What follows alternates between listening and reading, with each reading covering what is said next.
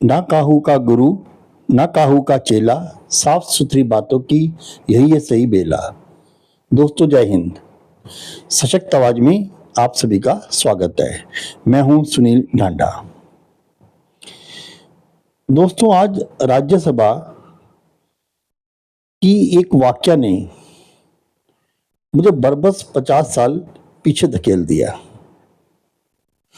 हुआ यूं कि राज्यसभा में सभापति ने जया बच्चन जी को आवाज लगाई। उन्होंने पुकारा जया अमिताभ बच्चन, श्रीमती जया अमिताभ बच्चन। अब जया जी खड़ी हुई और उन्होंने सभापति जी से इस पर आपत्ति दर्ज की कि आप मुझे मेरे ही नाम से पुकारें, जया के नाम से, उसमें अमिताभ नहीं लगना चाहिए। यानी मतलब क्या था कि मुझे मेरे ही नाम से पुकारा जाए। तो सभापति ने कहा कि भाई जो यहाँ नाम मेरे पास है मैं उसी से आपको पुकारा है। मेरे पास जो नाम दर्ज है वो है कि श्रीमती जया अमिताभ बच्चन, तो मैंने उसी नाम से आपको पुकारा है, संबोधित किया है।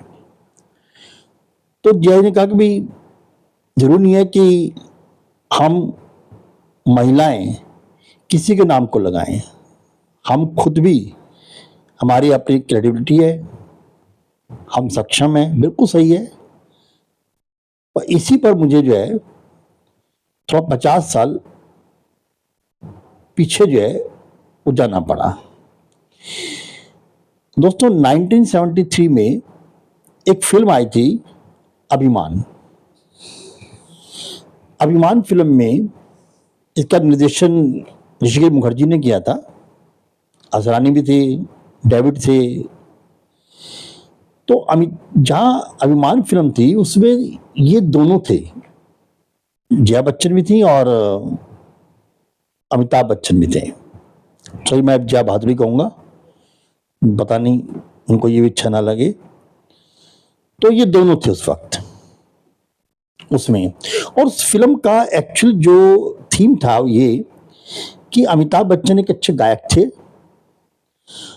और जब इनकी शादी उस फिल्म में इनकी शादी दिखाई गई जया बच्चन के साथ, और फिर सॉरी जया बच्चन ही है, तो उसमें ये भी अच्छी गायिका थी। तो अमिताभ जी ने उनको प्रोत्साहित किया कि आप गाओ, और जो गाए तो उनकी जो प्रसिद्धि थी वो अमिताभ जी से ज्यादा हो गई। उस फिल्म की बात कर रहा हूं मैं। तो उसमें चूंकि जो अभिमान था उस फिल्म के नायक को कि भाई मेरे से अच्छा कोई गायक नहीं है और लोग मुझे बहुत चाहते हैं, तो बट गया। तो ये अभिमान का एक जरा मेरा थीम था। हालांकि ऋषिकेश मुखर्जी ये भी कहते हैं कि भाई इस फिल्म का एक्चुअली बेस जो था वो किशोर दा थे।